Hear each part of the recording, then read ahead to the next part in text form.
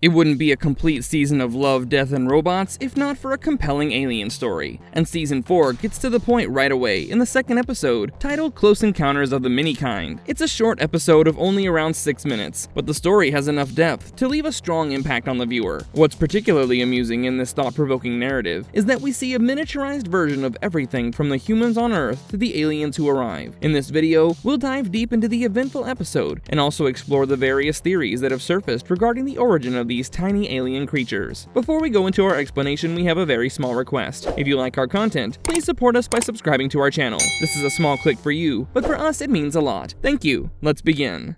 How is the alien threat on humanity unleashed? Before we delve any further into the episode, let us begin with a little history behind the making. The episode is directed by Robert Beasy and Andy Lyon, and they previously worked on the Love, Death, and Robots episode from Season 3, in the episode titled Night of the Mini-Dead. The director duo claimed that Close Encounters of the Mini-Kind is a spiritual sequel to the former, and we do see the Earth going through similar troubles of Holocaust proportions here as well. You've got to watch the episode with subtitles, because everything is sped up so that the humans have extremely high-pitched voices. The story opens with the arrival of an alien vessel on Earth, and this otherworldly phenomenon is intercepted by some enthusiastic cops. They have their weapons ready to fire, as the alien creature steps out with a couple of tiny ones, and reveals that they have come in peace. The alien in a purple robe even opens up his arms in a loving embrace, and suddenly, in a comical twist, it's revealed that the alien is rather well endowed. The cops are taken aback by a sudden movement, and they shoot the alien dead, followed by a comedy of errors that leaves the cops dead as well. This is the beginning of the end for humanity, because the message soon reaches thousands of other alien vessels in orbit who are waiting to hear back. The signs of hostility from the humans result in a planned invasion of Earth, and it starts off with someone who deserves the punishment the most, a farmer who's about to sodomize his cow and gets sodomized by the alien tools instead.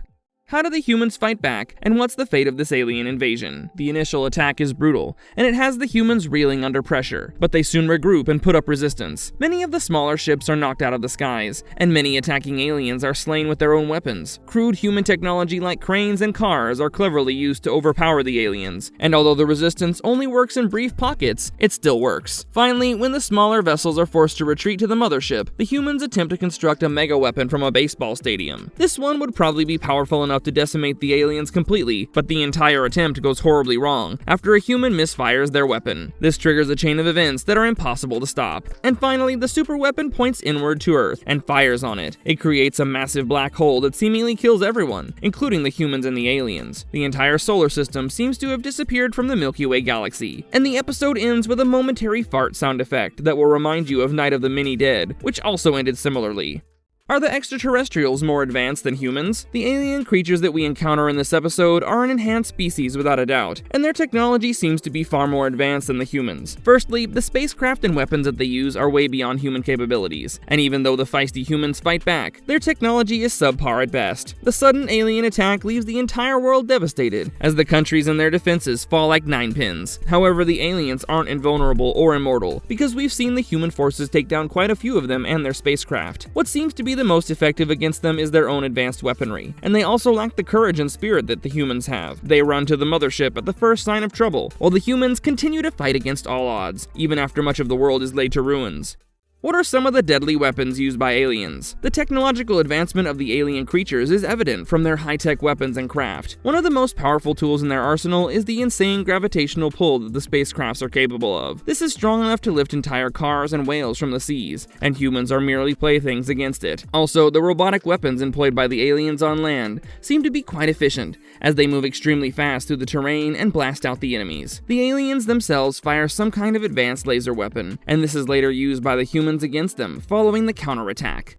Did the aliens really come in peace? An interesting fan theory has surfaced regarding this particular episode, and here the fans have speculated the actual nature of the aliens. The opening sequence reveals an alien emerging from a spacecraft, and it claims to have come for a peaceful mission before things go horribly wrong and the alien is killed because of a misunderstanding. However, many viewers have wondered if the alien mission was really a peaceful one. What if it was all part of an elaborate plan to dupe the humans and make an invasion easier? One thing that substantiates this theory is the fact that thousands of spaceships were stationed in attack formation, waiting to hear back from the first ship. Why would an alien race keen on furthering friendly ties with the Earthlings bring so many ships and come ridiculously armed and prepared? Of course, it's all speculation, and maybe we don't need to look deeper here and things are just how they seem to be. We would love to hear your take on this matter.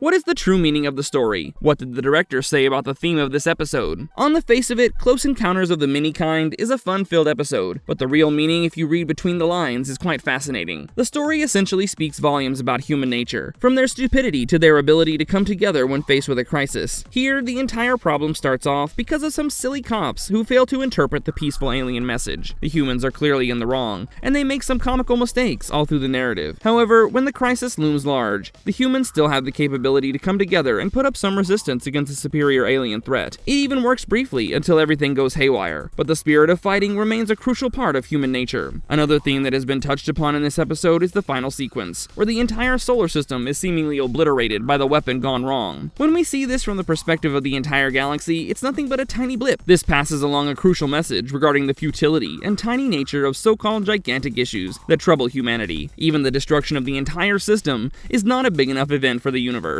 When the director duo was asked in interviews about the message they wanted to convey, they chuckled and left it to our imagination. However, they did say that it's a story about unity and how everyone can come together to fight against something, even though it might be their fault to begin with. A lot of stupidity is bringing us all down, the directors remarked, and clearly that is one of the key highlights of this episode.